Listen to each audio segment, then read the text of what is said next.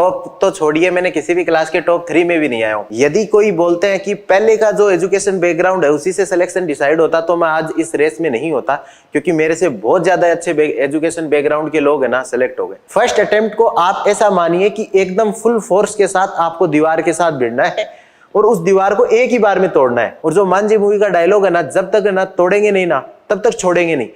Good morning friends, तो मेरा नाम गौरव है। मैंने अभी आरएस जो 2018 का एग्जाम हुआ था उसमें मैंने 12th रैंक हासिल की थी, और अभी आईएएस 2020 का जो एग्जाम आया है, जो रिजल्ट आया है, उसमें मैंने 13वां स्थान हासिल किया है। तो आज मैं ये यहाँ पे जो आपको बताने जा रहा हूँ, इसमें जो बुक लिस्ट वगैरह और स्ट्रेटेजी वगैरह पे कम बात करके हम थोड़ा सा उसके एक अलग एस्पेक्ट पे बात करते हैं जो एग्जाम के लिए बहुत जरूरी है, लेकिन उसको जनरली हम सब लोग इग्नोर कर देते हैं। तो सबसे पहले तो मैं अपने बारे में कुछ बेसिक्स बता देता हूँ ताकि आपको पता चले कि मैं कहाँ से आया हूँ, मैंने क्या पढ़ाई की है और मेरा क्या रहा है। तो मैं गौरव राजस्थान के चूरू जिले का निवासी हूँ, और जो मेरे फादर हैं वो एक टीचर है, और जो मेरी मदर है वो हाउसवाइफ है। और मेरी मदर के बारे में मैं ये बताना चाहूँगा वो अनएजुकेटेड भी है। तो आपको ये आगे जाके मैं बताऊँगा कि मैं आपको ये चीज़ें क्यों बता रहा हूँ अभी। और उसके अलावा मैं आपको ये भी बात बताना चाहता हूँ कि मैंने पहली से लेके 12th क्लास तक कभी भी किसी भी क्लास को टॉप नहीं किया है। एक टॉप तो छोड़िए, मैंने किसी भी क्लास के टॉप 3 में भी नहीं आया हूँ।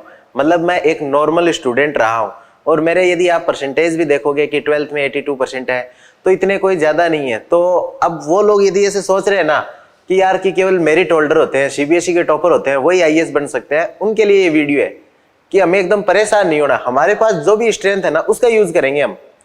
तो अब एक स्पेशल है ना, मैं मेरे दोस्तों से जब बात करता था कि एक यूपीएससी है ना, एक मतलब जो अपना होता है ना भूत, उसको भेजती है अपने पास कि इस भूत को ना कैंडिडेट से लड़ाएंगे और ये इससे जीत के आ पाता है या नहीं आ पाता। तो अब देखो, अब मेरे पास मानो कि तलवार है तो मैं उसको अलग तरीके से चलाऊंगा, और किसी के पास यदि लठ है तो वो उसको अलग तरीके से चलाएगा, किसी के पास चाकू है तो उसको अलग तरीके से चलाएगा। तो कभी भी अब जैसे कोई बहुत ही पढ़ा लिखा, बहुत ही एकदम अच्छे बैकग्राउंड का स्टूडेंट आ गया, मतलब वो तलवार है, वो अलग तरीके से भूत को मारेगा।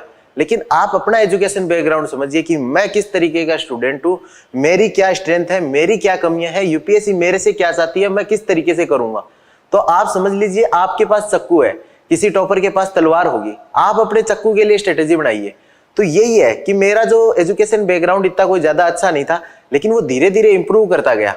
जैसे मैंने 12th के बाद मैंने आईआईटी बीएचयू से ग्रेजुएशन किया, तो वहां पे मुझे नॉलेज मिला कि किस तरीके से पढ़ाई करते हैं और किस तरीके से हमें आगे जाके करियर बनाना है। फिर मैंने जैसे मास्टर्स किया सोशियोलॉजी के अंदर, फिर मैंने नेट किया, फिर मैंने आरएस के अंदर 12वां स्थान और आईएएस के अंदर अब 13वां स्थान। तो मैं धीरे धीरे चीजों को सीखता गया और वो इंप्रूव होती गई। यदि कोई बोलते हैं कि पहले का जो एजुकेशन बैकग्राउंड है उसी से सिलेक्शन डिसाइड होता, तो मैं आज इस रेस में नहीं होता, क्योंकि मेरे से बहुत ज्यादा अच्छे एजुकेशन बैकग्राउंड के लोग है ना सेलेक्ट हो गए। दूसरी बात, हम ये बोलते हैं कि हमारे परिवार में तो कोई गाइड करने वाला नहीं था, या कोई भी हमें तो गाइड नहीं किया किसी ने, इस वजह से हम सिलेक्शन नहीं करवा पाए। तो मैं आपको ये बात बता दूं कि मेरी पूरी फैमिली, इवन एक्सटेंडेड फैमिली में मैं पहला एडमिनिस्ट्रेटर हूँ। मेरे को भी किसी प्रकार का फैमिली से किसी प्रकार का गाइडेंस नहीं मिला था। सारे रास्ते मैंने खुद से बनाए हैं, यही टॉपर्स के वीडियोस देख के बनाए हैं, किसी से पूछ के बनाए हैं। और आप ये कभी फील ना करें कि हमारे पास गाइडेंस की कमी नहीं।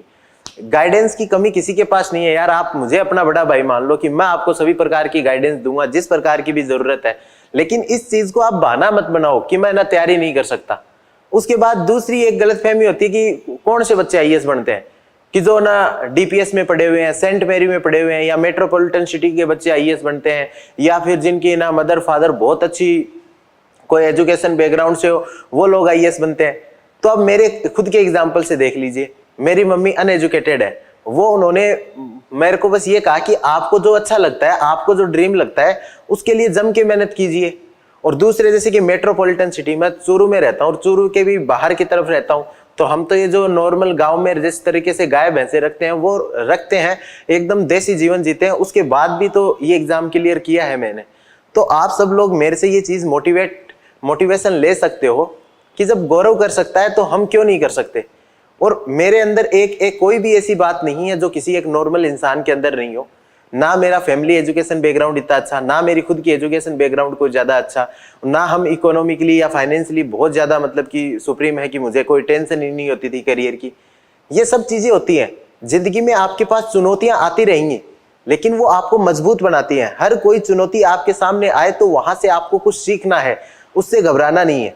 मैं आपको एक वाक्यांश बताना चाहूंगा कि जिसमें मेरे ताऊजी थे, वो अभी जैसे मई के अंदर एडमिट हुए थे हॉस्पिटल के अंदर। वो 2 महीने हॉस्पिटल के अंदर एडमिट रहे थे।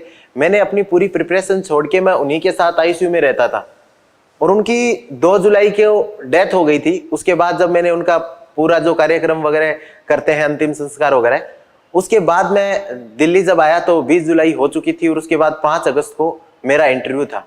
मेरे पास केवल 15 डेज थे, और मैं पिछले 3-4 महीनों से मैंने कुछ भी नहीं पढ़ा था। लेकिन या तो मैं उसका एक्सक्यूज बना लेता कि यार मैं तो कुछ नहीं कर पाया, ये मेरे लिए तो गलत है, किस्मत मुझे चाहती नहीं कि मैं सिलेक्शन करवाऊं। लेकिन ये चीजें हम अपने आप को डिमोटिवेट करने के लिए ही बोलते हैं। मैंने कहा कि ये जो 15 डेज है ना, इसको बेस्ट करेंगे, अपनी पूरी एनर्जी लगा देंगे, अगली बार जो होगा वो देखा जाएगा। ये 15 डेज बेस्ट करेंगे। और इतना 2-3 महीनों के अंदर इतना सब कुछ आईसीयू के अंदर देख के आए हैं, तो वो एक हमारे लिए वहां पे हमने स्ट्रेस को जो किस तरीके से अडॉप्ट करना है वो सीखा है। तो हर नेगेटिव चीज से आप सोचिए कि कुछ पॉजिटिव है, एकदम मोटिवेट रहिए यार। मतलब ऐसा कभी नहीं होगा, मैं बता रहा हूं कि यदि आपने सही मेहनत की है ना, तो यूपीएससी रिवार्ड करेगी। एग्जाम्पल देख लीजिए, आपको हमने गोविंद जायसवाल सर का एग्जाम्पल देखा है, जो बनारस से थे, जिनके पापा रिक्शा चलाते थे, वो आईएएस बन सकते हैं। प्रेमसुख डेलू है, लास्ट ईयर मतलब 2018 के बैच से वो आईपीएस है। उन्होंने तो सबसे पहले ग्राम सेवक का एग्जाम दिया, फिर पटवारी का एग्जाम दिया, फिर टीचर का एग्जाम दिया, फिर स्कूल लेक्चरर का एग्जाम दिया, जेलर का एग्जाम दिया, आरएएस का एग्जाम दिया, फिर आईएएस तक वो आए। तो मतलब आप हर लोगों में देखोगे तो कुछ लोग ऐसे होते हैं जिनके अंदर आग इतनी तेज होती है कि उनका वो एजुकेशन बैकग्राउंड, वो कहां से बिलोंग करते हैं, कहां से, वो कुछ मैटर ही नहीं करता। तो मैं आप सभी लोगों से यही चाहता हूं कि आप आज एकदम इतना मोटिवेटेड फील करें कि हमें यूपीएससी क्रैक करना है। ठीक है, ये तो आपकी एक एनर्जी हो गई, ये आपका इंजन की तरह काम करेगा। अब उस इंजन को स्टीयरिंग भी देना है। ऐसा नहीं कि इंजन एकदम फुल स्पीड में दौड़ रहा है, वो कहीं पे जाके टक्कर खा जाए। स्टीयरिंग है सही गाइडेंस, किस तरीके से तैयारी करनी है। तो जनरली देखो, बुक लिस्ट वगैरह सभी को पता है, क्या करना है क्या नहीं करना वो सभी को पता है। हम बात करते हैं थोड़ी सी मेंस की, कि मेंस के अंदर क्या स्ट्रेटेजी होनी चाहिए। देखो, मेंस के अंदर जो सभी तरीके से बताते हैं कि इंट्रोडक्शन, बॉडी और कंक्लूजन, ये 3 पार्ट के अंदर डिवाइड होना चाहिए, और ये एकदम परफेक्ट फॉर्मेट है इसका। लेकिन अब देखिए कि इंट्रोडक्शन कितने प्रकार से लिखा जा सकता है। इंट्रोडक्शन के कुछ 5-7 जो टाइप से हम किसी को इंट्रोड्यूस करवा सकते हैं। तो आप नॉर्मल समझिए कि यदि कोई व्यक्ति आया है आपके घर पे, तो आप उसको इंट्रोड्यूस करवाते हो, तो अपने बारे में कोई नॉर्मल बात बोलोगे क्या? नहीं, सबसे जो क्लासी बात होती है ना, आप सबसे पहले उसको बोलोगे। क्योंकि जैसे मैंने आपको अभी इंट्रोड्यूस करवाया कि मेरा नाम गौरव है, मैंने जो आईएएस के अंदर 13वां स्थान हासिल किया है, क्योंकि मुझे लगता था कि वो मेरी बेस्ट बात है। तो यही आपको आंसर में करना है कि आंसर को जब भी इंट्रोड्यूस करवाओ ना, तो उसकी आत्मा को पहली लाइन में लिख दो, तो एग्जामिनर वहीं पे फील कर लेगा कि हाँ, ये बात तो इसने सही बोल दी, यहीं पे ये खत्म हो गया। तो मैं एक एग्जांपल बताना चाहूंगा कि इस बार सोलर एनर्जी से रिलेटेड एक क्वेश्चन आया था। तो मैंने सोचा कि ये क्वेश्चन एग्जामिनर ने पूछा क्यों है, क्या मतलब इसकी जरूरत थी कि उसने ये पूछा। तो उससे जस्ट 1 महीने पहले मोदी जी ने रेवा के अंदर एशिया का सबसे बड़ा पावर प्लांट था, उसका इनॉग्रेशन किया था। और उसका इनॉग्रेशन करने के बाद 3 वर्ड बोले थे। वो वर्ड न्यूज़पेपर में आए थे, मैंने वहीं से कॉपी कर लिए, प्योर, सिक्योर और श्योर। और आप पूरी सोलर एनर्जी है उसको इन 3 वर्डों के अंदर पूरा समझा सकते हैं। उसका एक्सप्लेनेशन आगे बड़ा हो सकता है, लेकिन ये 3 वर्ड थे, उसका पूरा सार थे, उसका मर्म थे उस पूरे क्वेश्चन का। मतलब तो मैंने जो स्टार्ट ये 3 वर्ड से स्टार्ट किया, श्योर और जो प्योर एंड सिक्योर, और इन 3 वर्डों को मैंने कोट किया, अंडरलाइन किया कि मैं दीज वर्ड, मतलब ये जो वर्ड्स थे वो पीएम मोदी जी ने बोले थे जब वो रेवा का जो सोलर पावर प्लांट था उसका इनॉग्रेशन। अब जो उसकी इंपॉर्टेंस थी या सब कुछ, तो एग्जामिनर पहली लाइन में ही समझ गया होगा कि इसने एकदम हिट कर दिया है क्वेश्चन को, फिर आगे बढ़ते जाए। तो अब मैं जो आपको बता रहा हूं कि इंट्रोडक्शन करने के कुछ 5, 7, 10 तरीके होते हैं, उसको इनोवेट कीजिए। जितना ज्यादा आप इनोवेशन दिखाओगे, आपका उत्तर उतना ही अलग होता जाएगा, और एकदम चिल। और इसको एक खेल की तरह सोचिए। जैसे मतलब हम देखो नॉर्मली क्रिकेट खेल देखते हैं, तो एक होता है कि एक ऑर्थोडॉक्स बैट्समैन है कि आराम से स्ट्रेट ड्राइव मार रहा है, कवर ड्राइव मार रहा है, लेकिन उसको देखने में उतना मजा नहीं आता जितना ना जैसे एबी डिविलियर्स वगैरह को आता है कि वो कहीं भी शॉट मार देता है, कुछ भी इनोवेशन। तो वो इनोवेशन आपको लाइफ की हर चीज में करना है। क्वेश्चंस लिख रहे हो तो इनोवेट कीजिए कि किस तरीके से इनोवेशन। आप जैसे स्टैंडर्ड तरीके भी अपने पास रखिए। स्टैंडर्ड तरीके इसलिए क्योंकि इनोवेशन आप हर क्वेश्चन में नहीं सोच पाएंगे। तो स्टैंडर्ड तरीके कौन से होते हैं, डिफाइन कर दो उस टर्म को, तो ये बहुत स्टैंडर्ड तरीका है। दूसरा कि आप किसी फैक्ट डेटा से स्टार्ट कर दो, ये भी बहुत ही स्टैंडर्ड तरीका है। या फिर आप उस टॉपिक की मतलब जो टॉपिक है उसको एक कॉम्प्रहेंसिव 2 या 3 लाइनों में उसकी पूरी सार लिख दो, ये भी एक तरीका होता है। तो ये 3 तरीके हैं, वो ट्रेडिशनल तरीके हैं, ऑर्थोडॉक्स तरीके हैं। तो इनसे ठीक है आपको एग्जामिनर मार्क्स देगा, ये कोई गलत तरीके नहीं है, ये अच्छा तरीका है। लेकिन वो इंप्रेस नहीं होगा कि भाई यार तूने चीज शानदार लिखी है। दूसरे तरीके होते हैं जो नए जो तरीके हैं, मतलब वैसे तो होने को बहुत सारे तरीके हैं, जो ये डिफाइन है इसके अंदर भी बहुत सारे मल्टीपल डायमेंशन से डिफाइन कर सकते हो। किसी थिंकर की डेफिनेशन से कर सकते हो, खुद की डेफिनेशन से कर सकते हो, लोकल पर्सपेक्टिव से, इंटरनेशनल पर्सपेक्टिव से, मतलब डिफाइन करने के भी बहुत सारे तरीके हैं। लेकिन हम शॉर्ट में थोड़ा डिस्कस करते हैं। तो इनोवेटिव तरीके क्या होते हैं, जैसे एक तरीका होता है करंट अफेयर। तो करंट अफेयर की चीजें होती है ना, उनको क्वेश्चंस के साथ आप कनेक्ट करके पूछो, बताओ उसको, तो एग्जामिनर हमेशा देखो करंट से करंट लगेगा। ये एकदम सिंपल सी बात है। एग्जामिनर कभी भी बुक, अब जो 60 इयर्स का एग्जामिनर है वो बुक जाके नहीं पढ़ के आएगा स्टैंडर्ड बुक्स, वो करंट अफेयर से टच रहता है, अपडेटेड रहता है। और हर कोई भी इंसान जो अपडेटेड रहता है ना, वो हर किसी को पसंद आता है। तो आप करंट से क्वेश्चन की स्टार्ट कीजिए, आप दिखाइए कि इस तरीके का मैं कुछ लिख रहा हूं, मैंने ये न्यूज पढ़ी थी और इसलिए मैं क्वेश्चन में लिख रहा हूं, तो वो उसको जरूर अप्रिशिएट करेगा। तो आपको करंट से करंट लगाना है। और दूसरा तरीका होता है लोकस एंड फोकस का, और ये बहुत ही शानदार मतलब कि इंट्रोडक्शन करने का एक तरीका है। लोकस और फोकस का मतलब क्या है, लोकस का मतलब है कि कहां पे आप उस सिचुएशन को लोकेट करते हो। लोकेट का इन द सेंस कि आप जैसे कि सोलर एनर्जी की हम बात करें तो उसकी लोकेशन क्या है। सोलर एनर्जी को हम देखेंगे, इकोनॉमिक्स में जाएंगे या इन्वायरमेंट की तरफ से भी जा सकते हैं। इकोनॉमिक्स में यदि हम अलग अलग पिलर्स की स्टडी करें तो एक इंफ्रास्ट्रक्चर पिलर आता है, इंफ्रास्ट्रक्चर के अंदर एक एनर्जी पिलर आता है। एनर्जी के 2 पिलर है, रिन्यूएबल, नॉन रिन्यूएबल। जो नॉन रिन्यूएबल है, जो रिन्यूएबल है उसका एक पार्ट है सोलर। तो ये हो गया उसका लोकस कि ये टॉपिक पूरे सिलेबस में जाके स्टैंड कहां करता है। दूसरा होता है फोकस कि उसका टारगेट क्या है, मतलब उस टॉपिक की क्या इंपॉर्टेंस है, सिग्निफिकेंस क्या है, उसको पढ़ क्यों रहे। और वो एक अबव टारगेट नहीं होना चाहिए, उसका एक डीप पर्सपेक्टिव होता है हर चीज का, मतलब कि सोलर एनर्जी हम क्यों ला रहे हैं। तो एक नॉर्मल सी बात है कि इंडिया के लिए बहुत सारे कंस्ट्रेंट है कि इन्वायरमेंट का है, एनर्जी सिक्योरिटी से रिलेटेड है, जैसे मैंने पहले वो 3 वर्ड बोले थे वो है। तो ये उसका क्या है, एकदम फोकस है। तो आप लोकस और फोकस को जोड़ के 2.5-3 लाइनों के अंदर यदि आप एक इंट्रोडक्शन लिखोगे ना, तो वो एग्जामिनर को शानदार मजा आ जाएगा। और वो भी सोचेगा हाँ बच्चे को समझ भी है कि टॉपिक था कहां पे, और बच्चे को ये समझ भी है कि ये इंपॉर्टेंट क्यों है। तो यदि आप किसी भी टॉपिक से पढ़ने से पहले आपको ये पता है कि इस चीज की ये सिग्निफिकेंस है, इसका मतलब है कि वो चीज कुछ शानदार है। तो इस तरीके से देखो इंट्रोड्यूस कराते ही ना, मतलब एग्जामिनर को लगना चाहिए कि स्वाद आएगा अब तो आगे आने वाले। जैसे कि ट्रेलर होता है मूवी का, तो मूवी के ट्रेलर में क्या करते हैं, जो इंपॉर्टेंट कंपोनेंट होते हैं हमारे, उनको हम क्या कि एक शॉर्ट क्लिप में डाल देते हैं ताकि उसको देखते ही मजा आए।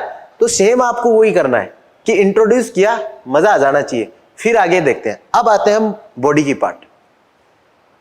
तो जो बॉडी है, अब उसको मजा तो आ गया, अब बॉडी के अंदर वो आपसे डिमांड करना चाहेगा कि कुछ कंसेप्चुअल हो, कुछ अंडरस्टैंडिंग हो, क्योंकि अब स्टार्ट तो आपने कर दिया कि यार मजा आ रहा है।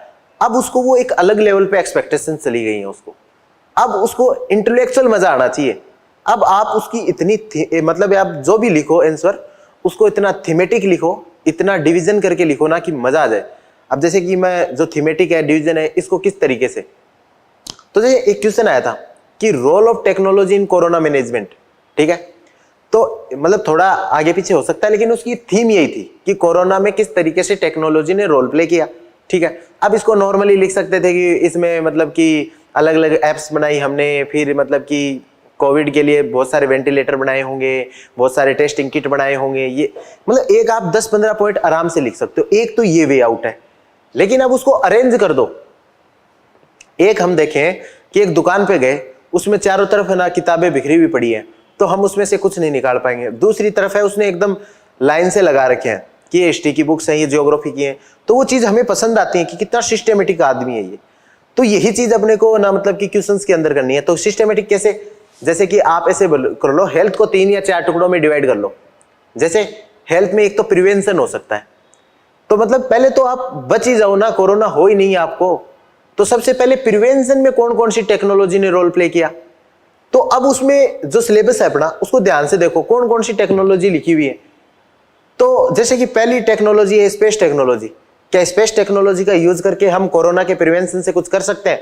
बिल्कुल कर सकते हैं। जियो टैगिंग वगैरह करते हैं कि कोई कोरोना पेशेंट है वो कहीं जाए नहीं, उसको पकड़ लेंगे, तो वो भी एक इंपॉर्टेंट था। फिर आप देखो नैनो टेक्नोलॉजी किस तरीके से रोल प्ले कर सकती है, बायोटेक्नोलॉजी किस तरीके से रोल कर सकती है, आईटी एंड कम्युनिकेशन किस तरीके से रोल प्ले कर सकती है। इस तरीके से एकदम डिवाइड करके कि उसको बता दो कि भाई हेल्थ के प्रिवेंशन में, कोरोना के प्रिवेंशन में टेक्नोलॉजी ने इस तरीके से रोल प्ले किया, तो बिल्कुल समझ जाएगा कि इस बंदे के या इस स्टूडेंट के कंसेप्ट एकदम क्लियर है। अब दूसरे में जाओ, पहला प्रिवेंशन तो आप नहीं कर पाए, अब आप बीमार हो गए। बीमार होने के बाद डॉक्टर क्या करता है? डायग्नोसिस करता है। तो आपकी दूसरी हेडिंग होनी चाहिए कि डायग्नोसिस में टेक्नोलॉजी का किस तरीके से रोल है। फिर आप उसमें लिखो कि ना स्पेस टेक्नोलॉजी कुछ हेल्प कर सकती है, या बायोटेक कर सकती है, या नैनोटेक कुछ कर सकती है, या आईटी एंड कंप्यूटर कुछ कर सकते हैं क्या। इस तरीके से आप विचार करो तो आपको 4-5 पॉइंट फिर मिल जाएंगे। फिर आप जब आपको डायग्नोसिस हो गया, आपको पता भी चल गया कि मुझे मतलब कि कोरोना हो चुका है, अब क्या करोगे आप? अब नेक्स्ट स्टेप होती है ट्रीटमेंट करो। आप ट्रीटमेंट में किस तरीके से हेल्प कर सकते हैं, ठीक है। अब ट्रीटमेंट कितने प्रकार के होते हैं? एक तो मतलब कि सर्जिकल होता है, एक नॉन सर्जिकल होता है। नॉन सर्जिकल के भी बहुत सारे सब टाइप्स होते हैं, लेकिन उतना तो ज्यादा अपने को ऐसे लिखना नहीं है, अपने को तो बस छोटा सा आंसर लिखना है। ऑलरेडी हम 8-10 पॉइंट कवर कर चुके हैं। तो ट्रीटमेंट में देखो किस तरीके से वेंटिलेटर्स हम लेके आए थे, किस तरीके से मतलब मेडिसिन हमने बनाई थी, किस तरीके से हमने अलग अलग इनोवेशन किए, ऑक्सीजन सप्लाई के लिए कुछ किया, ये सब आते हैं ट्रीटमेंट वाले पार्ट में। अब जब ट्रीटमेंट हो गया उसके बाद आदमी क्या करेगा? Recover back. रिकवर बैक में भी फिर कुछ पॉइंट लिखिए कि किस तरीके से रिकवर बैक कर सकते हैं।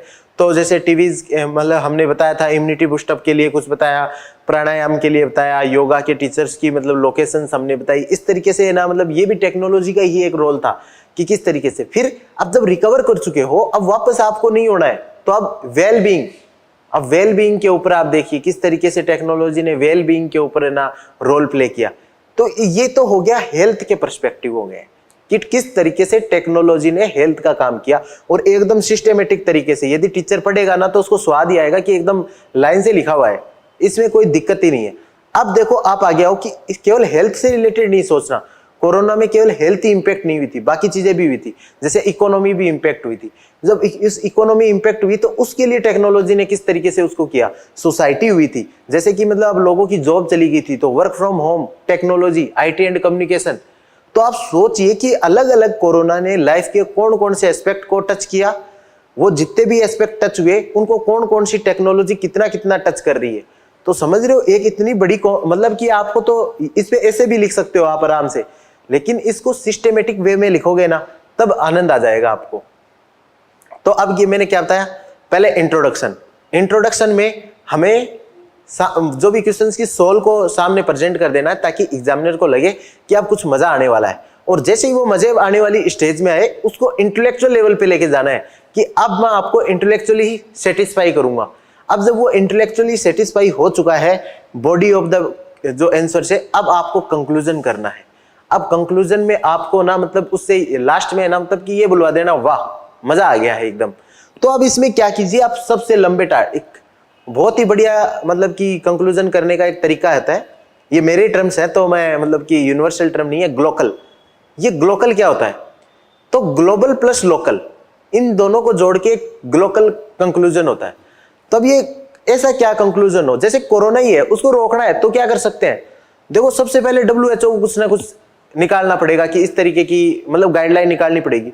और सबसे छोटा से छोटा सॉल्यूशन क्या है कि हम कोरोना के जो एप्रोप्रिएट बिहेवियर है उनको अडॉप्ट कर लें। तो मतलब जो लोकल सॉल्यूशन है वो ग्लोबल सॉल्यूशन के साथ जुड़ेगा, तब एक ग्लोबल सॉल्यूशन आएगा।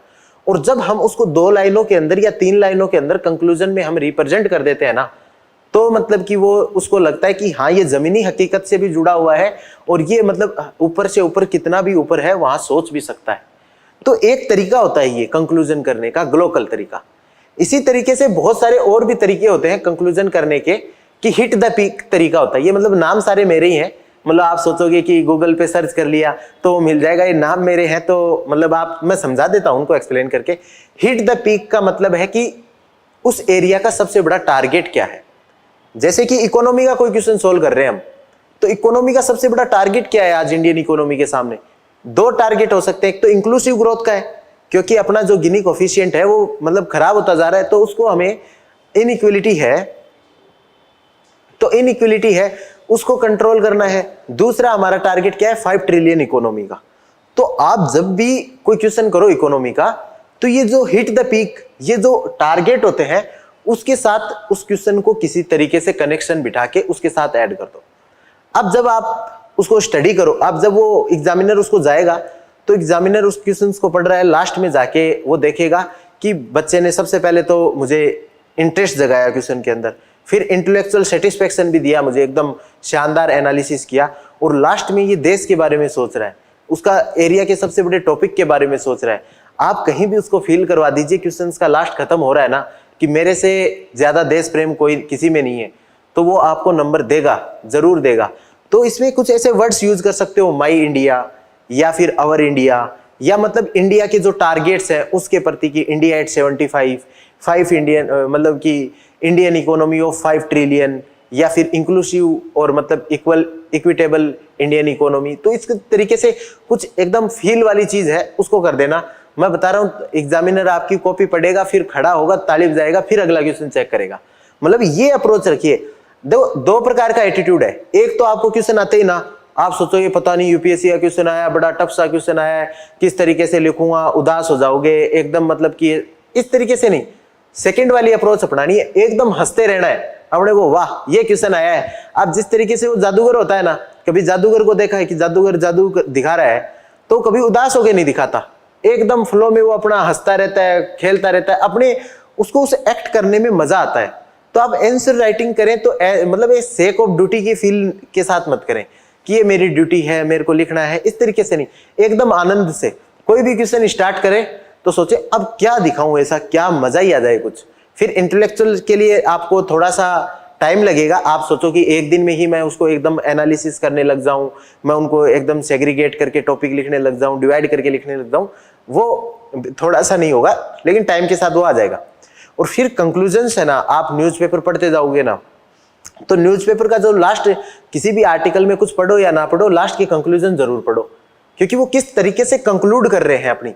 वो कंक्लूजन में क्या होता है कि आपको दिखाना पड़ता है कि मैं आगे आने वाले फ्यूचर में ना मैं इंडिया के लिए क्या कर सकता हूँ, इंडिया के क्या टारगेट है। आपको पॉजिटिव रहना पड़ता है, कभी भी ना नेगेटिव एंड पे मतलब कंक्लूजन को खत्म नहीं करना, मतलब निराशावादी तो कभी नहीं होना। चाहे कितने से घटिया है ना, आपदा भी आ गई ना तो आपदा भी अवसर है, ये मान के मतलब आपको करना है। तो ये मतलब मैंने शॉर्ट में बताया कि किस तरीके से हम आंसर राइटिंग कर सकते हैं। अब हम थोड़ा सा कुछ बात कर लेते हैं जो मिथ है अपने यूपीएससी एग्जाम से रिलेटेड, उसके रिलेटेड। तो देखो, पहली मिथ है कि फर्स्ट टाइम में ना एग्जाम क्लियर नहीं हो सकता, या फर्स्ट टाइम में जिसका एग्जाम क्लियर होता है उसके पास बेहतरीन गाइडेंस होती है, उसको सब कुछ पता होता है, सारे नोट्स मिले हुए होते हैं। तो ये बात एकदम बिल्कुल गलत है। मेरा फर्स्ट टाइम में ये क्लियर हुआ है, तो मैं आप सभी को, सबको दावे के साथ कह सकता हूं कि आप सभी का ना मतलब फर्स्ट टाइम में क्लियर हो सकता है। और फर्स्ट टाइम में आप ना मेरे से बहुत अच्छी रैंक ना आप अचीव कर सकते हो, क्योंकि बीच में सबको इतनी स्ट्रगल फेस नहीं करनी पड़ेगी, किसी के लिए कंडीशंस इजी भी होंगी। तो आप ना मतलब कि एकदम खुद के ऊपर एकदम बिलीफ रखिए कि मैं ही सुपर हूं, और मैं सुपर हूं तो अब मेरा रिजल्ट भी एकदम सुपर डुपर आना चाहिए। तो इस मेहनत के साथ कीजिए। और ये वाली फीलिंग है ना कि फर्स्ट अटेम्प्ट ऐसे ही दे लेते हैं, एग्जाम को चेक कर लेते हैं कि पता नहीं कैसा एग्जाम होता है, एक बार प्री तो निकाल के देख लेते हैं, ये नहीं। फर्स्ट अटेम्प्ट को आप ऐसा मानिए कि एकदम फुल फोर्स के साथ आपको दीवार के साथ भिड़ना है, और उस दीवार को एक ही बार में तोड़ना है। तो इसी साल मतलब एकदम आप अपने आप को लिमिट कर दीजिए कि यही मेरा फर्स्ट होगा, यही मेरा लास्ट अटेम्प्ट होगा, पूरी एनर्जी के साथ भिड़ जाऊंगा, जो भी देखा जाएगा या तो मैं टूट जाऊंगा या यूपीएससी टूट जाएगी। इस प्रकार का एटीट्यूड होगा ना तो आपका मतलब कि एक अलग ही एनर्जी आएगी तैयारी करने में। और दूसरा ना मतलब कि एकदम हमने जनरली ये देखा है कि बहुत सारे कैंडिडेट्स होते हैं, बहुत सीरियस होकर स्टडीज करते हैं, एकदम मतलब सारे दिन सीरियस फेस बना के रखना, बिल्कुल एकदम सारे दिन पढ़ते रहना। बिल्कुल आपको ऐसा करने की कोई जरूरत नहीं है। एकदम मस्त रहो यार, हंसते खुश रहो एकदम। मतलब ये तैयारी करने आए हो आप, मतलब अपने आप को दुख देने थोड़ी ना आए हो। एकदम तैयारी कर रहे हो यार, आप देश के सबसे बड़े एग्जाम की तैयारी कर रहे हो, खुद के ऊपर प्राउड फील होना चाहिए आपको, मतलब खुशी होनी चाहिए कि मैं यार मतलब कि देश को सर्व करने का मुझे मौका मिल सकता है आने वाले टाइम में। तो इस चीज को फील करो कि यार मैं खुश हूं एकदम।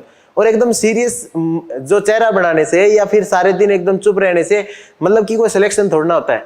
हंसने वाले लोग भी बहुत सारे सिलेक्ट होते हैं, आराम से हंसिए, उस चीज को समझिए, एकदम इंजॉय करके पढ़िए ना। मतलब अब जैसे मैं तो बहुत सारी चीजें थी उसको एकदम मेरे एंजॉयमेंट के लिए पढ़ता था। जैसे हम निमोनिक्स नाम तो सुना ही होगा, तो निमोनिक्स में क्या होता है कि हम बहुत सारी कहानियां बना लेते हैं या फिर बहुत सारे कीवर्ड्स बना लेते हैं। मैं तो ऐसी कहानियां बना लेता था कि ना रामू ने श्याम की बकरी को बेच के बाजार में मजे किए। अब मतलब उस स्टोरी को ना, मतलब राम का मतलब कुछ है, श्याम का मतलब कुछ है, बकरी का मतलब कुछ है, बाजार का मतलब कुछ और है, एंजॉय का मतलब कुछ और है, और वो किसी क्वेश्चन के 5 पॉइंट होंगे वो, और मैं बस इंजॉय कर रहा हूं ना कि यार रामू ने श्यामू की बेटी, जो श्यामू की जो बकरी थी उसको बेच के बाजार में मजे किए। तो आप इंजॉय कर सकते हो। इसका मतलब ये नहीं है कि मैं एकदम सीरियस एस्पिरेंट की तरह एकदम मतलब कि कॉपी लेके बैठ गया और वो पॉइंट लिख रहा हूँ 1 2 3 4 सारे दिन आंसर राइटिंग कर रहा हूँ। इस चीज से सिलेक्शन नहीं होता। हालांकि जो कुछ होते हैं कैंडिडेट्स उनका नेचर ही वैसा होता है, तो वो उनके लिए अप्रोप्रिएट है। लेकिन जो लोग हमेशा से हंसमुख रहे हैं वो अचानक से यूपीएससी की प्रिपरेशन करने आते हैं, बस अब तो दुखी मन से ना लगे रहना, ऐसा कुछ नहीं है। और जब पेपर देने जाओ ना तो भी इसको एक अपॉर्चुनिटी के तौर पे जाओ कि आज तो टीचर को मैं मजा दिला के आ जाऊंगा। ऐसे डरते हुए मत जाओ कि ये तो मेरे को आता ही नहीं है, पेपर में मैं क्या लिख के आऊंगा, गंदा सा लिख दूंगा, ऐसे नहीं। एकदम चिल होके जाओ कि आज तो टीचर को मजा आएगा। आज टीचर शाम को फोन करके पूछेगा मेरे को कि बेटा तू आया कहाँ से है, ये क्या लिख दिया तूने। इस प्रकार के एटीट्यूड के साथ है ना एकदम मस्ती से एकदम जबरदस्त तरीके से जाओ। और तीसरा एक चीज और बताना चाहूंगा कि यार हार्ड वर्क करना और स्मार्ट वर्क करना है ना, इनमें थोड़ा सा डिफरेंस है। अभी देखो आप बोलोगे स्मार्ट वर्क सारे टॉपर बोल के चले गए, आप भी वही बोल के निकल लोगे कि स्मार्ट वर्क होता क्या है। देखो स्मार्ट वर्क आप देखो पूरी प्रिपरेशन है ना उसको अलग अलग टुकड़ों में डिवाइड करो, फिर उसमें स्मार्टनेस देखेंगे हम। तो अलग अलग टुकड़ों में कैसे डिवाइड करेंगे, तो सबसे पहले है कि अपने पास रिसोर्सेज होने चाहिए। जो हम पढ़ने वाले हैं तो वो स्मार्ट होने चाहिए। अब पुराने स्टाइल में जैसे आपने पूरी बुक पढ़ ली उसको आप नहीं पढ़ पाओगे। अब पढ़ भी लोगे तो आपका कितना एफर्ट लगेगा। आप एकदम मतलब नए आजकल नोट्स आ रहे हैं, पिक्टोग्राफिकल मेमोरी अच्छी काम करती है, जो पिक्चर्स में आ रहे हैं, एनिमेटेड नोट्स आ रहे हैं, उनको स्टडी कीजिए। आप थोड़ा सा टेक्नोलॉजी की हेल्प लीजिए तो उसमें आपको बहुत सारी मतलब आपको जो रिटेंशन पावर है ना वो आपकी बढ़ जाएगी। फिर दूसरा जो पढ़ने का तरीका है, अब आपने मटेरियल उठा लिया उसमें आप स्मार्टनेस दिखाइए कि किसी तरीके से डिजिटल मटेरियल हो सकता है क्या, किसी दोस्त की हेल्प ली जा सकती है क्या, किसी टीचर की हेल्प ली जा सकती है क्या, किसी कोचिंग की हेल्प ली जा सकती है क्या। तो मतलब हर जगह से आप एकदम चूजी बन जाइए कि मैं ये टॉपिक यहाँ से उठा लूंगा, ये टॉपिक यहाँ से उठा लूंगा। आपको जहां भी कुछ अच्छा पॉइंट लिखे उसको झट से मोबाइल के अंदर नोट कर लीजिए। आज मेरे खुद के मोबाइल के अंदर कम से कम आपको हजारों टॉपिक्स मिलेंगे। मैं जो भी कोई इंपॉर्टेंट चीज जहां से भी मिलती है उसको वहीं से पिकअप कर लेता हूं। तो ये आपकी स्मार्टनेस आपको दिखानी है। फिर आप स्टडी में आए तो स्टडी के अंदर एक तो तरीका होता है बस पढ़ रहे हैं। अरे उस स्टडी के बहुत सारे तरीके होते हैं याद करने के। निमोनिक्स का यूज कीजिए, एसोसिएशन डिसोसिएशन मेथड का यूज कीजिए, और भी बहुत सारे जैसे मेथड होते हैं। छोटे नोट्स बना लीजिए या पॉकेट नोट्स बना लीजिए, चिट्स बना लीजिए, हाथों पे लिख लीजिए या कुछ भी। मतलब एक पागलपन सा दिखना चाहिए तैयारी के अंदर। मतलब हर चीज के अंदर एकदम स्मार्टनेस। मतलब आप कहीं भी कुछ भी जा रहे हो, आप अपने हाथ के ऊपर कुछ लिख लिया, दिन में 1-2 बार तो हाथ को देख लोगे तो अपने आप ही बहुत सारी चीजें याद हो जाएंगी। आप ना अपने दोस्तों के साथ, अपनी फैमिली मेंबर्स के साथ, अपने टीचर्स के साथ, इनके साथ चीजों को एसोसिएट करके याद कर सकते हो। तो ये थोड़ा सा आप जो स्मार्टनेस है ना अपने तरीकों में दिखाओगे ना तो आएगा। फिर आप जब अगली स्टेज आती है स्मार्टनेस होती है इमोशनल कंट्रोल पे। किस तरीके से आपको दिखाना है, फालतू में किसी से नहीं लड़ना। किसी ने बोला कि भाई तेरी तो तैयारी कोई काम की नहीं है, तू तो सिलेक्ट ही नहीं होगा। बोले कोई नहीं, चिल, बढ़िया है, मैं सिलेक्ट होऊंगा तो तुझे ही सबसे पहले ये फील होगा कि ये कैसे हो गया। तो ये एक स्मार्टनेस यहाँ भी है कि मतलब किसी ने आपको नेगेटिव थॉट बोला तो बस की चिल, कोई नहीं, रिजल्ट आएगा उसी दिन बात करेंगे। और किसी ने आपको चढ़ा दिया कि नहीं भाई तू ही है, बस तू रूप खान, बस तू ही आग लगाएगा अब, तो भी ऐसे नहीं कि एकदम मतलब फूल गए कि बस मैं तो मैं ही हूँ, मैं हूँ और तो कुछ है ही नहीं दुनिया के अंदर। तो वो भी फील नहीं आनी चाहिए। तो 2 चीजें देखो एक साथ मेंटेन करना बड़ा टिपिकल है, लेकिन इन दोनों को ना एक साथ मेंटेन करना है। पहला तो हंगर, दूसरा कॉन्फिडेंस। हंगर रहनी चाहिए। जहां भी गए कोई भी इंसान आपको मिला ना उससे कुछ ना कुछ जरूर चीज सीख के आनी है। मतलब कि मैं आपको एक एग्जांपल बताता हूं। मैं एक गया था गांव में, तो वहां पे एक 60-70 साल के बुजुर्ग बैठे थे। मैं उनके साथ बात कर रहा था कि मैं ऐसे नॉर्मल बातें कर रहा था। तो उनके साथ बात करते हुए मुझे उनकी एक फैक्ट बताया उन्होंने कि जो हरियाणा पंजाब में जो ट्रैक्टर है वो जल्दी खराब हो जाते हैं, राजस्थान के जो ट्रैक्टर है वो ज्यादा लंबे टाइम तक चलते हैं। तो मुझे ये मतलब लगा कि यार ऐसा क्यों है, मैंने उनसे पूछा ऐसा क्यों। फिर उन्होंने बताया कि जो मिट्टी है वहां की जो पंजाब की, उसमें बहुत ही सिल्ट बहुत ज्यादा है, तो वो इंजन्स के अंदर चली जाती है। राजस्थान की मिट्टी के अंदर सैंडी पार्टिकल्स ज्यादा है, तो वो इंजन के अंदर जा नहीं पाती। इसकी वजह से राजस्थान की जो ट्रैक्टर्स हैं वो लंबे टाइम के लिए परफॉर्म करते हैं, वहीं पे पंजाब और हरियाणा के ट्रैक्टर हैं वो कम टाइम पे परफॉर्म करते हैं। अब ये फैक्ट आपको एकदम ऐसे लग रहा होगा कि ठीक है इसकी एग्जाम के अंदर क्या इंपॉर्टेंस है, लेकिन फिर मैंने देखा कि राजस्थान बाकी चीजों में जैसे इंडस्ट्रियल डेवलपमेंट में कैसा परफॉर्म कर रहा है, बाकी चीजों में क्या परफॉर्म कर रहा है, और जो जियोग्राफिकल क्लाइमेटिक जो फैक्टर्स हैं वो किस तरीके से राजस्थान को पीछे ले रहे हैं, या फिर मैंने सोचा कि किस तरीके से, मतलब मैंने एसोसिएट करने की कोशिश की कि जियोग्राफिकल फैक्टर सैंड एक जो सोइल है वो किस तरीके से हर चीज को इम्पैक्ट कर सकती है। तो अब ये यदि कोई क्वेश्चन किस प्रकार का आएगा, मैं ये इस फैक्ट को कहीं पे यूटिलाइज करूंगा ना, तो एग्जामिनर को लगेगा कि ये जमीनी हकीकत से जुड़ा हुआ आदमी है। आप क्या कर सकते हो, आप एक आंसर लिख रहे हो ना, उसके अंदर आप वे स्मार्ट स्ट्रीट स्मार्टनेस होती है ना, वो यहीं से दिखा सकते हो कि ना, मतलब आप जमीनी हकीकत भी दिखा दो, बुक का कंसेप्चुअल नॉलेज भी दिखा दो, इससे बढ़िया कुछ भी नहीं हो सकता। और सबसे बढ़िया जो रूरल स्टूडेंट है उनके लिए मैं यही बात बोलना चाहूंगा, ये आपके लिए एकदम एडेड एडवांटेज है, क्योंकि आपको ग्राउंड रियलिटीज का भी पता है और बुक का नॉलेज तो आप कभी भी पढ़ सकते हो। और जो स्टूडेंट्स ने जिन्होंने ग्राउंड रियलिटीज नहीं देखी है उनके क्वेश्चंस में केवल क्या झलकेगा कि एक बुकिश नॉलेज है। तो ये कुछ कुछ बातें हैं जो मैं आज आपको बताना चाह रहा था। तो बस अब लास्ट में इसको कंक्लूड करते हैं कि एकदम कॉन्फिडेंस है ये कि मैं ही हूं एकदम और मैं कुछ कर सकता हूं। अब देखो, कॉन्फिडेंस और ईगो के बीच में थोड़ा सा डिफरेंस होता है। कॉन्फिडेंस होता है कि मैं ये कर सकता हूं, और ईगो होता है केवल मैं ही कर सकता हूं। केवल आप नहीं कर सकते, सब कर सकते हैं, लेकिन आप अपने ऊपर कॉन्फिडेंस रखिए कि मैं कर सकता हूं।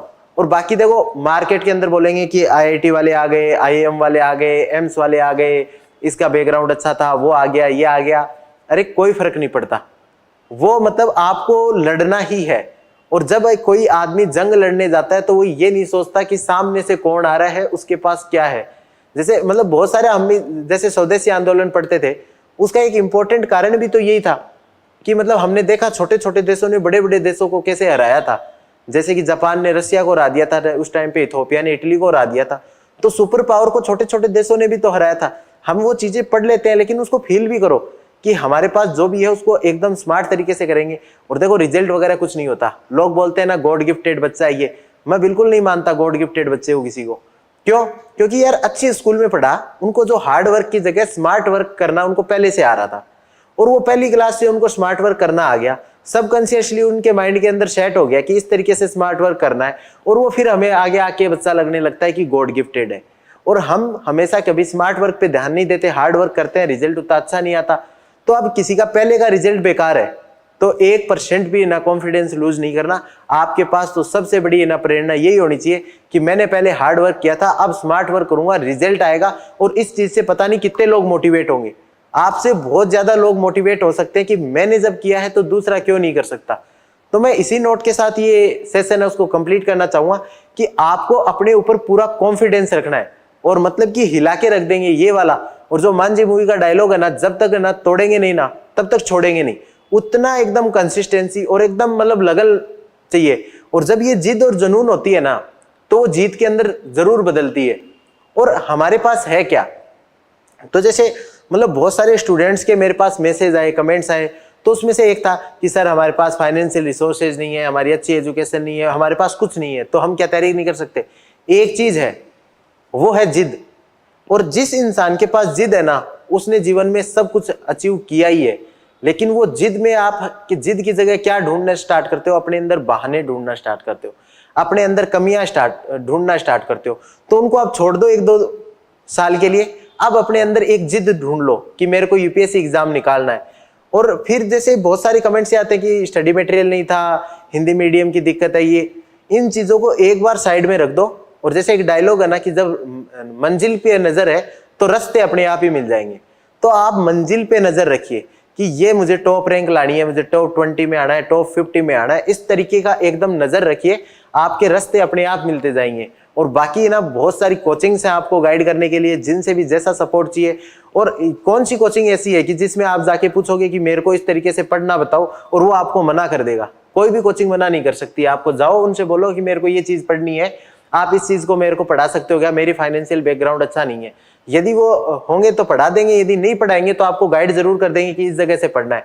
बाकी टॉपर्स के वीडियोस देख लीजिए, बाकी उनके खूब सारे चैनल्स होते हैं, उन पे जाइए, या बहुत अच्छे अच्छे यूट्यूब चैनल है, वहां से स्टडी कर लीजिए। लेकिन कभी भी रिसोर्सेज को ना अपना बहाना मत बनाइए, अपनी जिद रखिए। और अब आने वाले टाइम में आप जब अच्छी रैंक के साथ सेलेक्ट होंगे तो मुझे बहुत खुशी होगी। और इसी के साथ मैं आपको शुभकामनाएं देता हूँ। All the best, thank you.